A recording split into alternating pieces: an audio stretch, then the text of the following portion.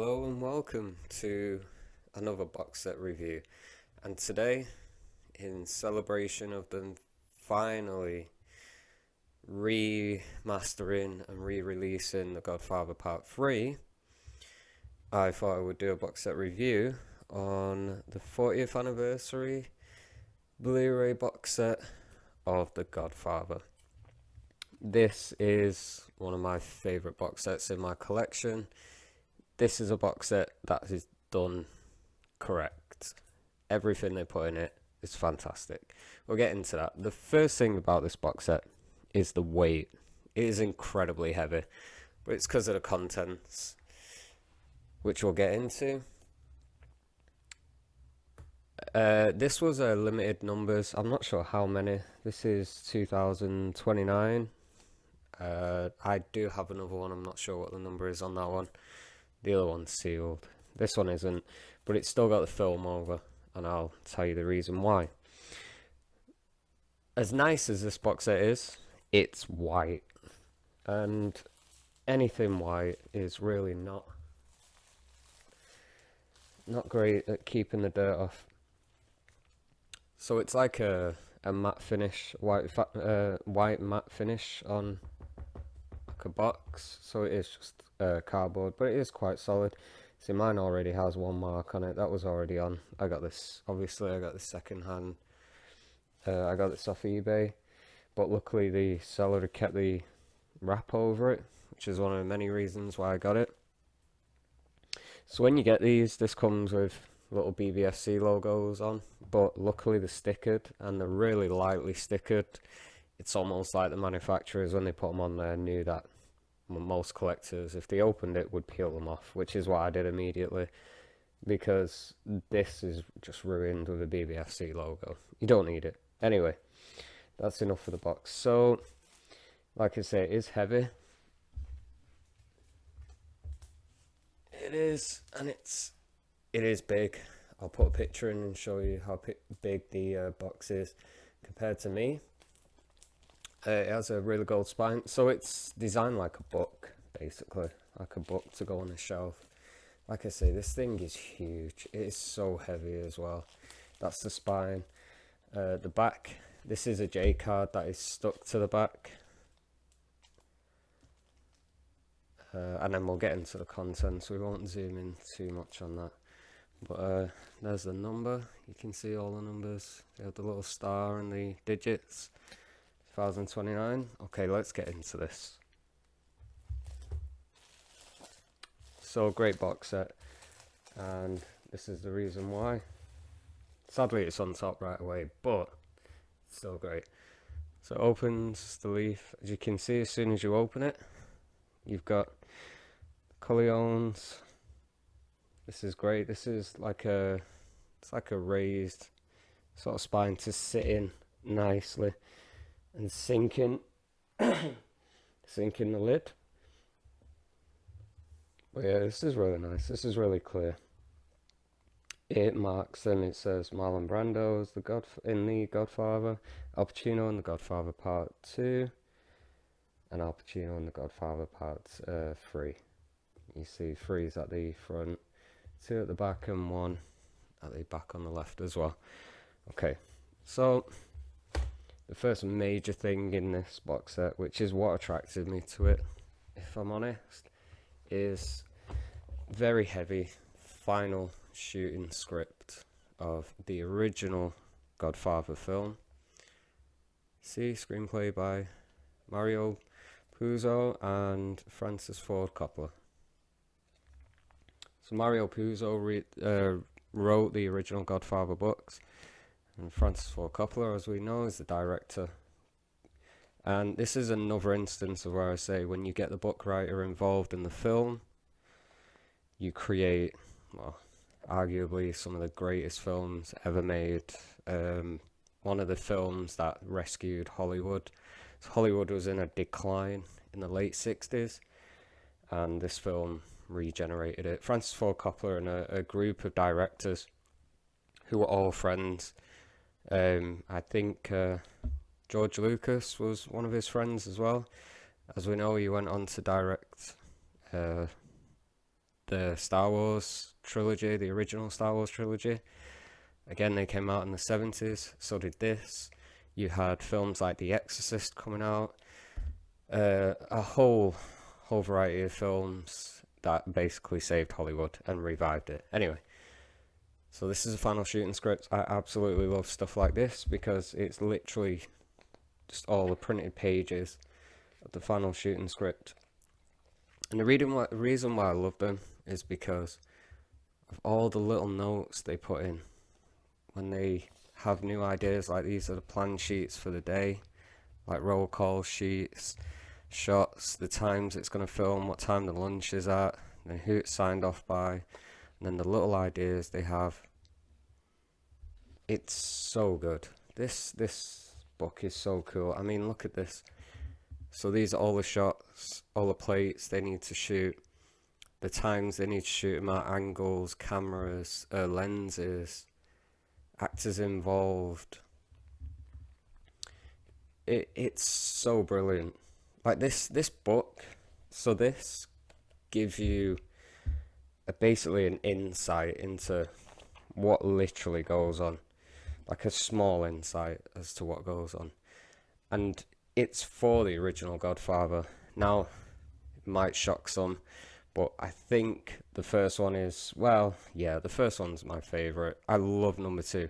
When I first watched these films, and I only watched them this year in 2020, believe it or not, because I'm maturer now as a film guy, I decided to give them a go, because I thought, being maturer, I'll understand them a lot more and appreciate them a lot more. And I was just blown away. I was left speechless for the first 2. I really enjoyed number 3 as well, despite its flaws. Coppola wanted to make another film. Luckily, he's been given the opportunity to re-edit and restore the third one, because he never wanted a part 3. He said he wanted a sort of an epilogue of Corleone. He didn't want to really make the part 3. He was sort of contractually obliged to. Like the first 2, you can tell are films made of passion and love, but the third one was more of a chore than anything.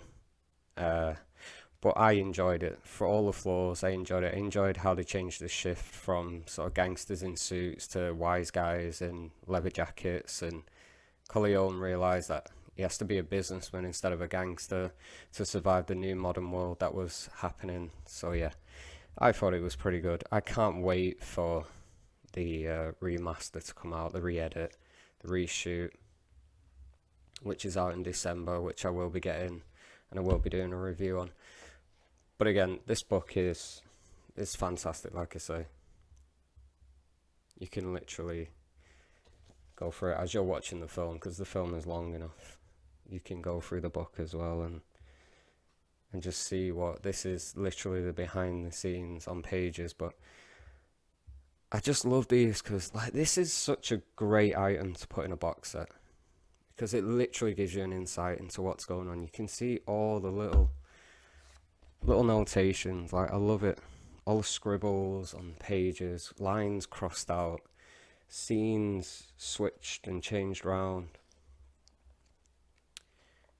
It is fantastic. I could go through it all day. I really could.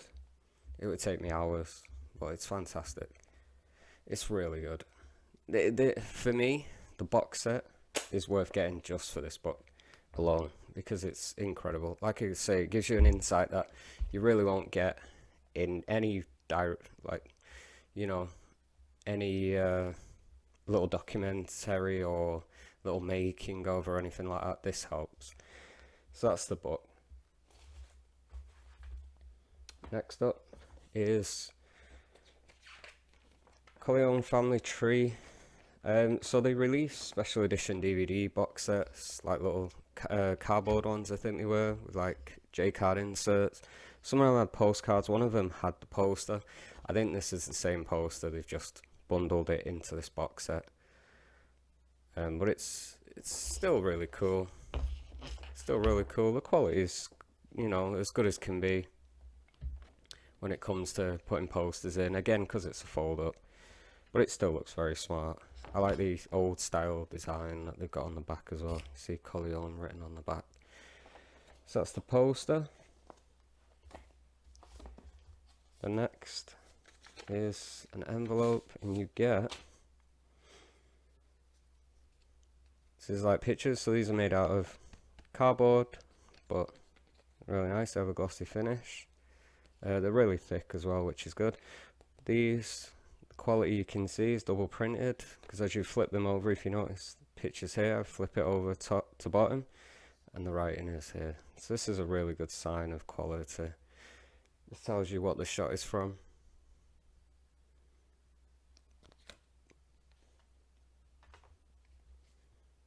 So again, I love this shot. This is Coppola with James Caan, I believe. It is James Caan, yeah, he plays Sonny. That's it in the first. So I really like that picture, that's cool. Get Coppola there. It's another great shot. Coppola shot. This is Godfather. Coppola on location. Sicily, Italy. This is another great shot. These are really good. These are really good. Again, this is a box set done right. You want a box set that's done right for your collection, I highly recommend this one. Another Coppola shot, part 2. Again, Coppola. I love the scarf, reminds me of George Romero a little bit.